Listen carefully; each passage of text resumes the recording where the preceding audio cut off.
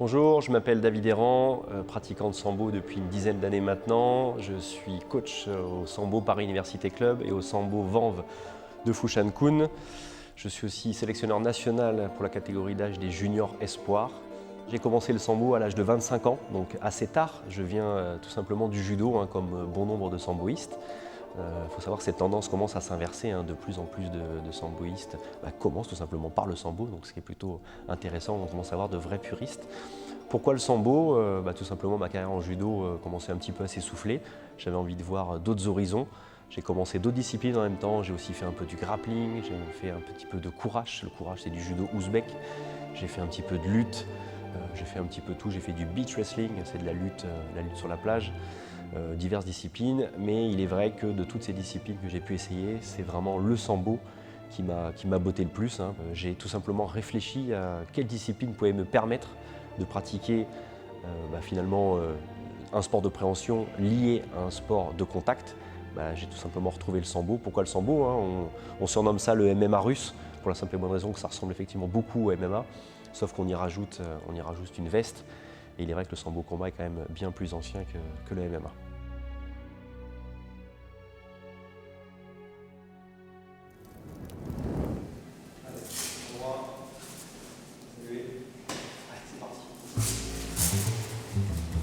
Le sambo, sport soviétique par excellence, qui existe depuis les années 30, sport pratiqué principalement par l'armée russe et la police, qui ensuite a été popularisé dans les années 60-70 pour le peuple, pour la simple et bonne raison que le peuple pratiquait cette discipline de manière cachée. Et l'État russe s'est dit que tant qu'à faire, plutôt que d'interdire en fait cette discipline, l'intérêt c'était plutôt de la populariser et effectivement de pouvoir mieux la contrôler. Dans le sambo, on trouve trois disciplines particulières, le sambo sportif, le sambo combat et le sambo défense.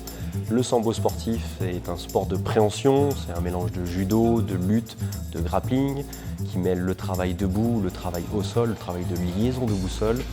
On a aussi des immobilisations ainsi que des soumissions. On découvre aussi le sambo combat. Le sambo combat, donc c'est ce que je viens de vous énoncer, sauf qu'on va y rajouter en plus les percussions, c'est-à-dire le travail de frappe avec les pieds, avec les poings. À l'international, on va y rajouter les coups de tête, les coups dans le triangle, ce qu'on appelle le triangle génital. Donc ça peut surprendre un petit peu du monde. C'est pas un coup qui est assez utilisé en compétition, mais il faut savoir qu'il existe. Les coups de tête assez peu utilisés, mais ça existe aussi. On y rajoute aussi donc les soumissions. Point particulier par rapport aux sportifs, on y rajoute des étranglements, chose qui n'existe pas en sambo sportif. Et enfin la troisième discipline, un petit peu moins méconnue, le sambo défense, qui tout simplement est un sport de self-défense. Donc je suis coach maintenant depuis 4 ans précisément. J'ai tout simplement arrêté ma carrière internationale qui a été courte pour le coup, encore une fois. J'ai commencé le sambo à 25 ans, j'ai combattu jusqu'à l'âge de 33 ans. J'ai eu quelques faits d'armes, si je puis dire. Donc j'ai été 3 fois champion de France. J'ai gagné récemment la Coupe de France Master, c'est tout simplement la catégorie d'âge vétéran. Ça faisait 3 ans que j'avais arrêté, mes élèves m'ont un petit peu relancé et je me suis dit allez, pourquoi pas. J'ai gagné la Coupe d'Europe, c'est ni plus ni moins qu'un championnat d'Europe, disons bis, voilà, d'un ton en dessous. Je me suis classé 5e européen et je me suis classé 7e au niveau mondial.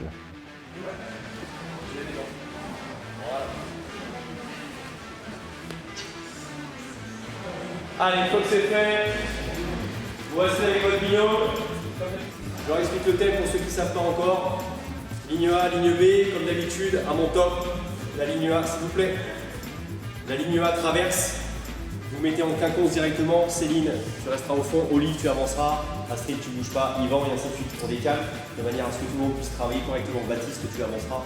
Ok, Nikita, tu avanceras. Gilles et Tristan. Ok, à mon top, vous traversez. Position, et je donne les thèmes différents, que ce soit du direct, du crochet, du percute, et ainsi de suite. Le cours dure entre 1h30 et 2 heures, donc c'est effectivement en fonction du thème abordé. Donc assez classique, un échauffement assez basique qui tourne entre 15 et 30 minutes, adapté vraiment à la technique qu'on va mettre en œuvre à l'issue. Donc là, je ne vais pas vous détailler spécifiquement ce qu'on peut faire, mais voilà, encore une fois, on adapte avec le thème technique choisi. À l'issue de l'échauffement, on part sur une partie technique qui peut varier entre 15 et 45 minutes. En début de saison, il est vrai que les parties techniques sont un petit peu plus longues pour la simple et bonne raison que si on a affaire à un public totalement néophyte, il est vrai qu'il faut tout simplement adapter la pratique et il faut tout simplement apprendre. Voilà, si on n'a aucune technique, il est impensable de pouvoir pratiquer la discipline, c'est évident. Et on finit en général par quelques assauts, des combats tout simplement, qui peuvent durer entre 15 à 40 ou 45 minutes. Là, la durée des temps, du nombre de combats en tout cas, et la durée des combats, tout simplement va se définir par rapport au niveau de pratique. Il est vrai que pour un groupe compétition, l'échauffement va être assez conséquent, pareil 15 à 30 minutes, la partie technique va être plus réduite, on sera plus sur une partie technico-tactique, vraiment adaptée à la compétition, et ensuite effectivement on finit donc sur les assauts et sur les combats. Lorsqu'on approche d'un événement particulier de la compétition, on réduit fortement la partie technique et on augmente la cadence en termes de combat. On alterne, jambes avant et jambes arrière, les deux pareil. Allez, on monte bien le genou et on monte les mains. Vous avez tendance à baisser les mains lorsque vous avez la jambe.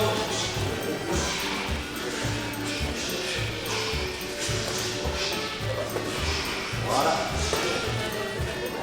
Voilà. Regardez là, Alexandre. Voilà.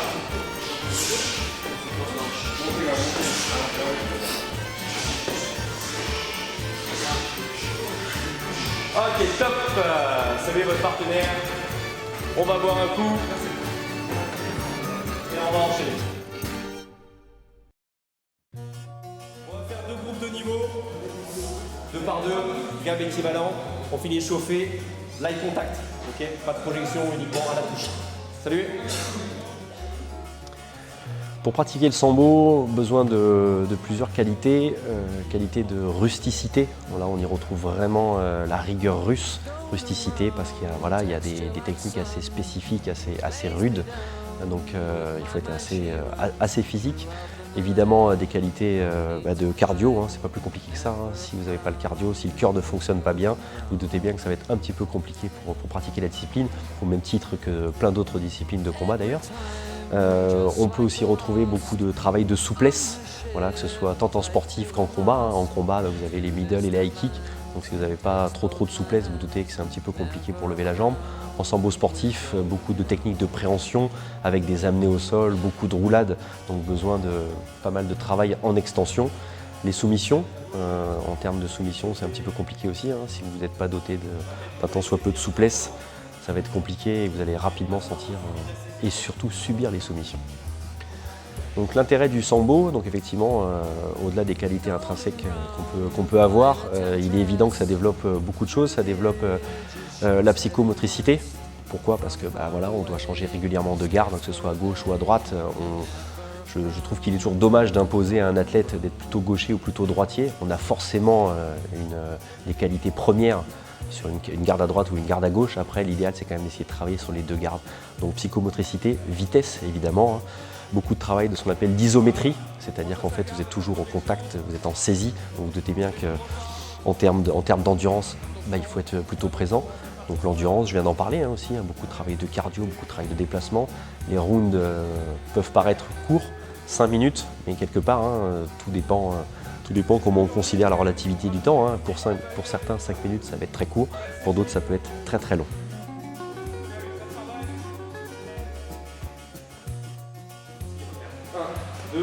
Je viens piquer une fois, je repose pied d'appui et je renvoie au corps directement. Important, on monte bien les mains. Juste ça. Et ensuite, à son tour. C'est bon, je remonte.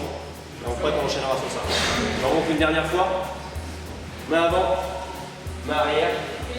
Je ramène, j'ouvre, middle intérieur. Je repose, pied d'appel. Et je viens au corps directement et je reste en garde. Et ensuite, c'est après d'enchaîner. En fait, tu adaptes selon la distance. Si effectivement j'ai envoyé middle et qu'il est allé très loin, là effectivement je vais être obligé d'avancer et d'aller au corps. Dans le cas où je viens juste piquer, j'ai pas besoin, je peux envoyer directement. Il faut juste se dire une chose, c'est qu'effectivement tu viens là, donc tu es toujours en danger, donc tu peux te faire mettre. Donc c'est important lorsque tu envoies middle, je recule le buste. Donc ponctuellement l'adversaire, le partenaire, il envoie. Parce que si vous ne reculez pas, il se passe ça, je viens me faire piquer directement. C'est important. Là. Et je me remets en garde. Et après, on va commencer à avancer. C'est bon? Bougez! Lorsque j'enseigne, j'ai une méthode assez particulière qu'on considère comme rugueuse, rustique ou rude, tout dépend comment on l'interprète. Au final, tout le monde s'y retrouve. Voilà, ça reste un sport de combat. Donc j'ai envie de dire, on n'est pas trop là pour s'amuser. Il faut s'éclater en sport, ça c'est évident, mais il est vrai que lorsqu'on aspire à un niveau de compétition, en tout cas que ce soit régional, international, national ou international, il est évident que voilà, il faut beaucoup de rigueur, beaucoup de travail, beaucoup de présence, beaucoup d'envie, beaucoup de volonté. Voilà, ça reste très physique, ça reste très compliqué. Après, on peut aussi tout simplement pratiquer dans le cadre du loisir. C'est d'ailleurs la majorité en tout cas des pratiquants en France, dans tous les sports d'ailleurs en général. Effectivement, en termes de pratique loisir, on peut rapidement progresser, effectivement, qu'on soit un enfant ou un adulte, peu importe qu'on soit néophyte ou qu'on provienne d'une autre discipline de combat ou d'une autre discipline sportive tout simplement, on peut progresser assez rapidement. 1 à 2 cours par semaine, on peut obtenir voilà, une ceinture par an tout simplement. Alors tout dépend de l'âge à laquelle effectivement vous commencez la discipline, mais il se trouve que dans mon club, certains pratiquants loisirs ont obtenu 2 ceintures dans la même année, pour la simple et bonne raison que voilà, ils ont des capacités physiques, psychomotriciennes et d'absorption des techniques assez élevées, ce qui leur permet simplement d'obtenir un niveau technique un petit peu plus rapide que d'autres. Après effectivement, voilà, tout dépend des capacités de tout un chacun. Chasser. L'adversaire, il pense très rarement. C'est un petit travail qui est intéressant pour la stratégie. Allez, 2 par 2. Taille poids gabarit équivalent et on travaille ça. Gauche, droite, je step, je pique. Vraiment, tu fais ici. Quand tu step, souvent tu sais.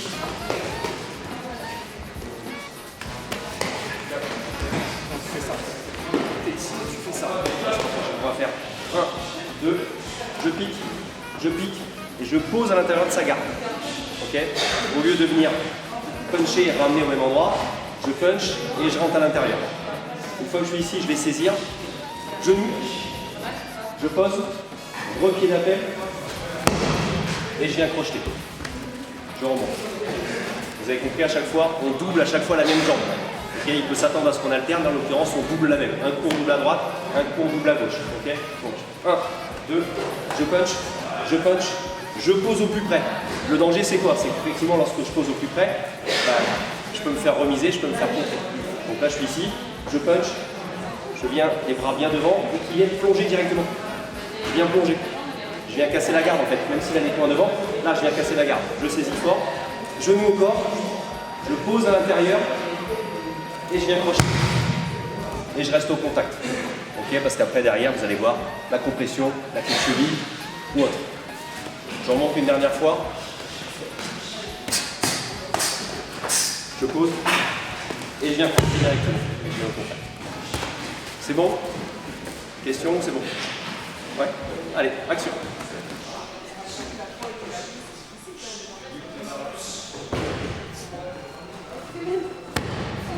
Le sambo en fait se décompose avec certains niveaux de pratique. Donc effectivement on a des ceintures de couleur. Donc il faut savoir qu'en Russie ils utilisent peu les ceintures. La ceinture pour eux ça sert uniquement à tenir la veste. Il faut savoir qu'en France, effectivement, si vous expliquez à un enfant qui va commencer ceinture blanche et que dans à peu près 10 ou 12 ans il obtiendra peut-être une ceinture noire, voire plus, en termes d'engouement, on a trouvé quand même mieux. Donc là, en l'occurrence, effectivement, on suit une trame de couleurs, ceinture blanche, ceinture jaune, ceinture orange, ceinture verte, ceinture bleue, ceinture marron et enfin, effectivement, la ceinture noire où, encore une fois, ça se décompose par différents degrés, c'est-à-dire premier degré, deuxième degré, troisième degré, jusqu'au 10e degré. Là, au contact, je descends bien et là, je tasse. C'est ça qui fait tout le travail. Une fois que c'est bien tassé, là, je peux crocheter. C'est vraiment le travail du poids de corps qui va vous permettre de faire chuter. Allez, bougez sur place. Je ne pousse pas, je pique. D'accord? Là, elle est à distance. J'envoie. C'est bon pour ça? Moi, je ne fais pas de différence garçon-fille. Pour moi, tout le monde est logé à la même enseigne. Et en l'occurrence, beaucoup de filles sont intéressées par cette manière de pratiquer la discipline. Et je vais d'ailleurs lancer cette année le tournoi de sambo combat féminin. Ça n'existe pas, même au niveau international. Il faut savoir que uniquement le championnat, la Coupe de France de sambo féminin qui existe, sambo combat féminin, mais le tournoi international n'existe pas encore et on va lancer ça pour la première fois en France. Vous n'aurez pas. Et si je fais que du là, il ne se passe rien, il ne réagit pas. Okay. Si par contre je mets un petit peu plus de vista, il y aura des réactions, notamment sur le coup de genou. Certains se disent, voilà, quand j'envoie un coup de genou, je suis obligé de revenir en arrière, ça ne réagit pas. Je mets bien mes gants, Si je fais un vrai coup de genou, il se passe ça. Hein. Là, ça le fait piquer, d'accord? Là, il se fait vraiment descendre. Dans la réalité, si franchement vous mettez un coup de genou et que ça ne bouge pas du tout, il y a deux solutions. Il faut se poser la question. Soit vous envoyez pas bien, soit c'est bien envoyé et c'est sur bœuf en face. Donc là, attention, bonne chance. D'accord? Donc on est ici. Important, donc coup de genou qui vient piquer vraiment fort. Là, ça fait réagir. Après, regardez, ce qu'on pourrait faire, c'est que le pied arrière rapproche. Là, je suis là. Je viens piquer, pied arrière, et je mets du rythme.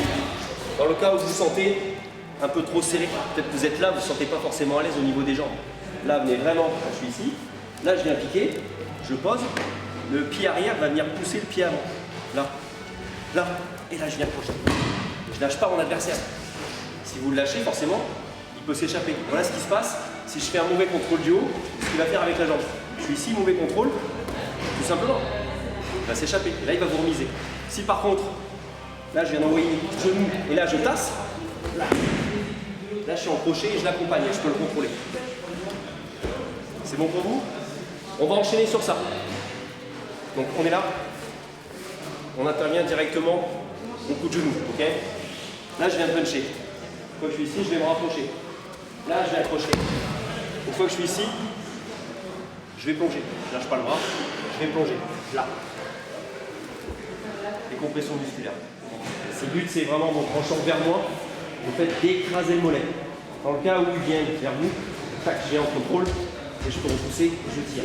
Si besoin, je peux même écarteler. Je peux repousser la jambe, là je ne suis pas en danger et je peux tirer. C'est bon pour vous?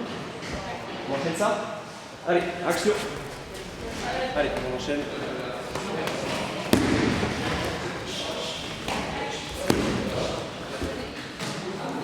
Ouais, c'est pas mal.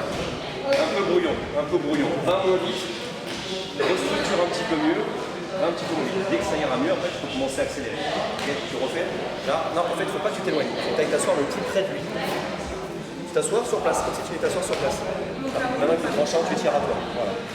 Voilà.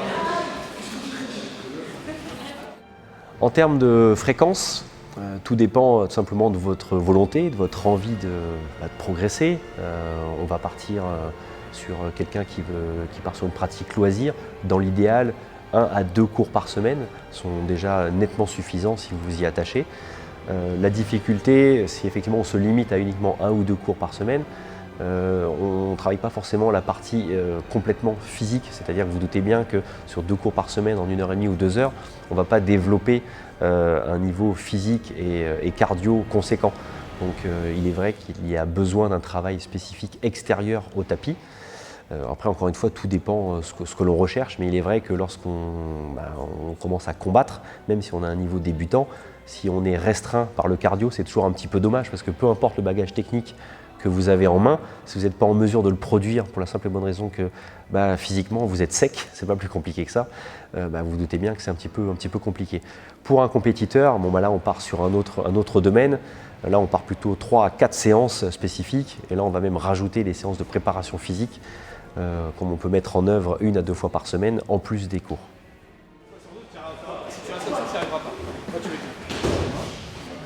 Gauche, droite, je saisis. Ouais. Pied arrière qui fait le pied avant. Là, tu veux saisir la jambe, qu'est-ce que tu fais?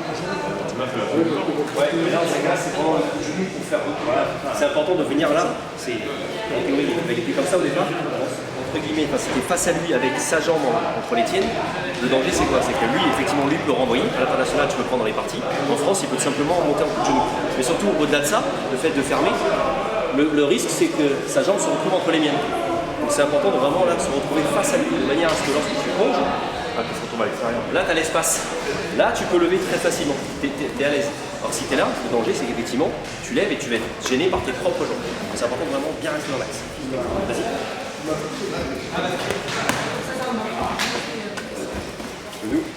Ouais non, t'as vu que tu es obligé de faire un décalage. Alors c'est pas mauvais, sauf que tu as une perte de temps parce que du coup tu es là, tu dis il faut que je sorte ma jambe. Tu t'ennuies, tu te gênes un peu. Alors il faut vraiment rester face à lui. Allez, vas-y, on refait. Tac, voilà. Maintenant tu plonges. Voilà. Et tu vois derrière, comme ça. C'est bon? Il faut pas que tu relâches la pression. Une fois que tu as passé ton bras, il faut pas que ton buste relâche. Allez, dernière. Et on va passer aux assauts. On maintiendra les groupes de niveau. Ok, de ce côté débutant, de ce côté confirmé. Uniquement travail pied-point, pas de travail au sol. Premier assaut, uniquement pied-point. Je rappelle, pas de coup de coude, pas de coup de tête, pas de coup dans le triangle génital. Ça marche, saluez! Le sambo, que ce soit sportif ou combat, se pratique avec divers équipements. Donc tout d'abord, on a une veste qu'on nomme la kurka. On a un short. On utilise aussi une paire de chaussures un peu type lutte, à la différence que la semelle est souple. Ce n'est pas une semelle rigide comme on peut trouver en boxe ou en lutte. En sambo combat, donc en fait, vous reprenez les mêmes effets vestimentaires que je viens de vous indiquer. On va y rajouter un casque, des gants type mitaine, c'est-à-dire les doigts sont ouverts, qu'on peut tous connaître, qu'on découvre en MMA. On va y rajouter évidemment une coquille pour protéger les parties génitales, un plastron pour les féminines, le protège-dents évidemment, et enfin on va rajouter tout simplement ce qu'on appelle les protections basses qui protègent et le tibia ainsi que le coup de pied.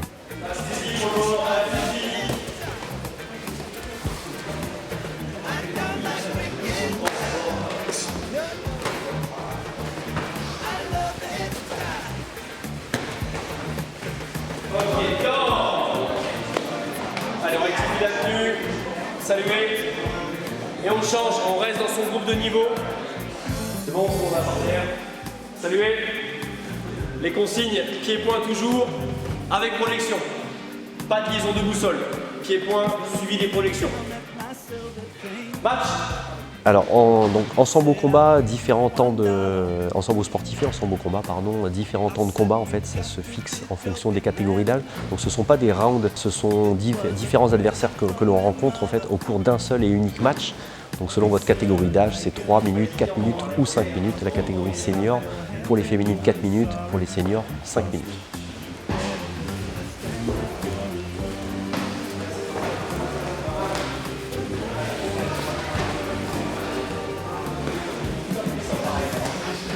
Débutant, montez les mains.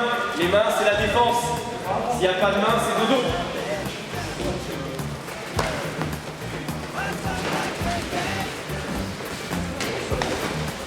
Voilà. Ouais, c'est pas mal, il y a de l'idée. Attention quand tu ressors. Dernier assaut, on reste dans son groupe de niveau. Sambo combat total, avec projection, liaison de boussole, soumission. En place. Thomas, tranquille, Gilles, il est plus léger que toi. Mais il est ancien, donc vicieux. Hein, Thomas? Il est ancien, donc vicieux. Attention. La pratique du sambo m'a tout simplement permis de pratiquer un autre sport à haut niveau. J'ai pratiqué aussi le judo à haut niveau. J'ai été aussi champion de France, j'ai été vainqueur de la Coupe d'Europe en judo. Ça m'a permis de tout simplement voir une autre discipline et combattre différemment. Ce que j'ai trouvé d'intéressant dans le sambo, c'est que finalement, je me suis rendu compte que j'ai peut-être toujours été samboïste depuis tout jeune, parce que la manière de combattre en sambo, en fait, c'était déjà la même manière dans laquelle je combattais déjà en judo. Et il est vrai que le règlement spécifique du judo faisait que je ne pouvais pas combattre en sambo. Et j'ai découvert encore une fois assez tard le sambo, à l'âge de 25 ans. Avant ça, je ne connaissais rien du tout du sambo. Et ayant pratiqué ces disciplines, voilà, je me rends compte qu'encore une fois, j'ai toujours été samboïste finalement.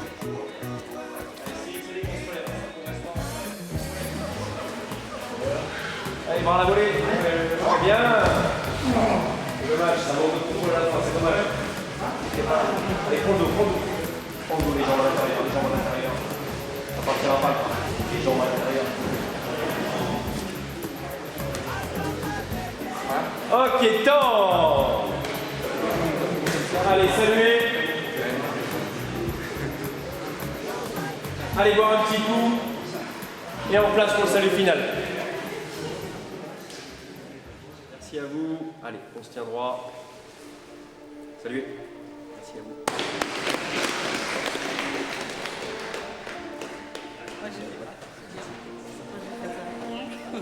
Oh, le pas de recul.